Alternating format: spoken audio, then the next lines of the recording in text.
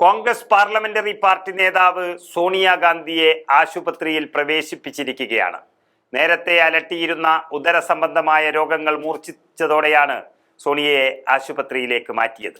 ഡൽഹിയിലെ സർ ഗംഗാറാം ആശുപത്രിയിലാണ് അവർ ഉള്ളത്.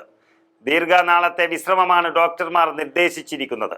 നേരത്തെ ബീഹാറിലടക്കം നടക്കുന്ന തെരഞ്ഞെടുപ്പുകളിൽ ചില സന്ദർശനങ്ങൾ സോണിയാഗാന്ധി നടത്തുമെന്ന് കോൺഗ്രസ് അറിയിച്ചിരുന്നു.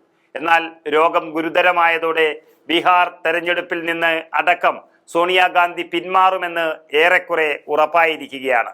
ചെറിയ സന്ദർശനമാണ് സോണിയാഗാന്ധി ഉദ്ദേശിച്ചിരുന്നതെങ്കിലും അത് കോൺഗ്രസ് അണികൾക്കും ബീഹാറിലെ പ്രതിപക്ഷത്തിനും വലിയ ആവേശം നൽകുന്ന ഒരു ഘടകമായിരുന്നു.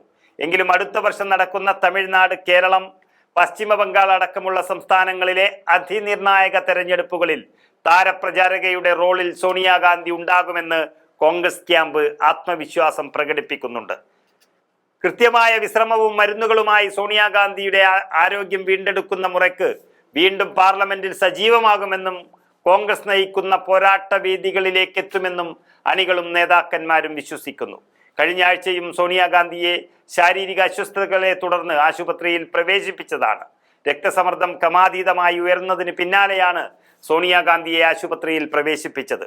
ഷിംലയിലാണ് അന്ന് സോണിയാഗാന്ധി അഡ്മിറ്റ് ആയത്.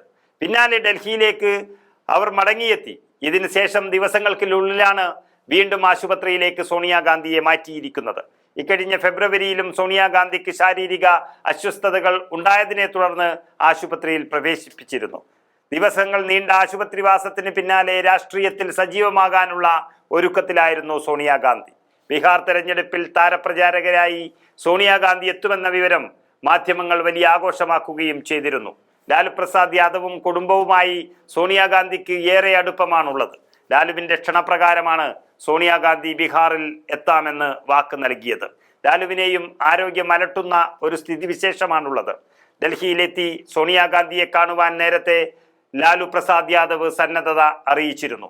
ഇനി മകൻ തേജസ്വി യാദവിനെ തലസ്ഥാനത്തേക്ക് അയച്ച് സോണിയാഗാന്ധിയെ ഔദ്യോഗികമായി ക്ഷണിക്കാനും ലാലു പ്രസാദ് യാദവ് പദ്ധതിയിട്ടിരുന്നു. എന്തായാലും ഇന്ത്യ സഖ്യം കൃത്യമായ പദ്ധതികൾ ബീഹാറിൽ തയ്യാറാക്കുകയും നടപ്പിലാക്കുകയും ചെയ്യുന്നു. ഇതിന് ഊർജം പകരാൻ സോണിയയും രാഹുലും പ്രിയങ്കയും എത്തുമെന്ന് കഴിഞ്ഞ ദിവസങ്ങളിൽ പ്രതിപക്ഷ മഹാസഖ്യം അറിയിച്ചതുമാണ്. ബീഹാറിൽ ഭൂരിപക്ഷം വരുന്ന സ്ത്രീ വോട്ടർമാരെ സ്വാധീനിക്കാൻ സോണിയാഗാന്ധിയെപ്പോലെ തലപ്പൊക്കമുള്ള നേതാവിന് സാധിക്കുമെന്നാണ് പ്രതിപക്ഷം പ്രതീക്ഷിക്കുന്നത്. എന്തായാലും ഈ വർഷം നവംബർ, ഡിസംബർ മാസങ്ങളിലാണ് ബീഹാർ നിയമസഭയിലേക്ക് തെരഞ്ഞെടുപ്പ് വരുന്നത്. അതിനുള്ളിൽ ആരോഗ്യം വീണ്ടെടുത്ത് സോണിയാഗാന്ധി സജീവമാവുകയാണെങ്കിൽ ഇന്ത്യ ക്യാമ്പിനത് നൽകുന്ന ആത്മവിശ്വാസം വളരെ വലുതാണ്.